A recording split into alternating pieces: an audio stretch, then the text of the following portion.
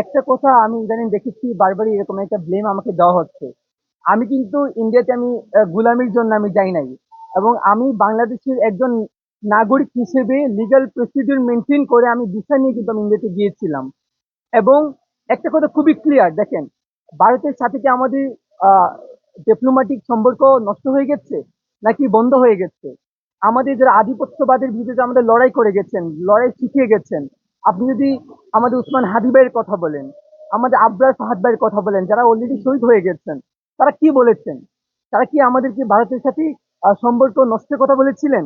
না, তারা কিন্তু ওইটা বলেননি। তারা বারবার বলেছেন তাদের সাথে একটা দেশের নাগরিক হিসেবে যেরকম ভাবে তাদের সাথে আচরণ পাওয়া দরকার, আমাদের যেরকম কনস্টিটিউশন, ওইরকম ভাবে আমরা প্রত্যেকটা দেশের সাথে আমরা ডিপ্লোম্যাটিক ভাবে আমাদের সম্পর্ক মেনটেন করব, কোনো গুলামি করব না। তো আমরা গুলামির বিরুদ্ধে কথা বলেছি, আমরা একটা দেশের সাথে কূটনৈতিক সম্পর্ক নষ্ট করার কথা আমরা কখনো বলি নাই।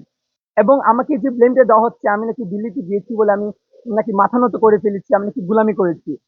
একটা বিষয় হয়তো আপনারা নিশ্চয়ই দেখেছেন, আমি কিন্তু আমাকে যেভাবে আমাকে হত্যা করার জন্য যে সার্কামস্টেন্স তারা ক্রিয়েট করেছিলেন, আল্লাহর অশেষ কৃপা এবং বাংলাদেশের সরকারের বিশেষ সহযোগিতায় আমি যদি পরিত্রাণ পাওয়ার পর আমি কিন্তু দিল্লির এয়ারপোর্টে বসে আমি এখানে বলেছি যে আমার সাথে দিল্লি কি কি করেছে, দিল্লি একজন একটা ভিন দেশের নাগরিকের সাথে কি কি করেছে, আমি দেশে ফিরে তাদের সমস্ত কৃতিত্ব আমি সারা বিশ্বের কাছে আমি তুলে ধরবো।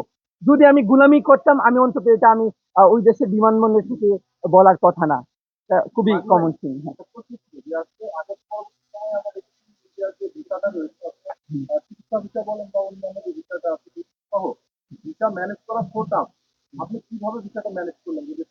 আচ্ছা, আমি হচ্ছি প্রথম যখন আমি ভিসা আবেদন করেছিলাম তখন আমাকে রিজেক্ট করা হয়েছিল, এবং পরবর্তীতে আমি রিপিটলি আবার আমি ভিসাটা আবেদন করি। তার পরবর্তী অনেক সময় আমাকে ওয়েট করতে হয়েছিল, বাট আমি একটা কথা আগেও বলেছি যে লিগাল প্রসিডিউর মেনটেন করে আমি গিয়েছি, এবং এটা আমি সম্পূর্ণ আমার সেলফ আমি এটা করেছি। জি।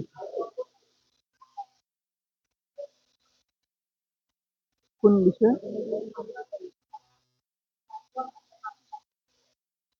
হ্যাঁ, আমি কিন্তু আমার বক্তব্যের শুরুতে আমি বলেছি যে আমি বৈষম্যবিরোধী ছাত্র আন্দোলন হবিগঞ্জ জেলার সদস্য হিসেবে দায়িত্বরত আছি।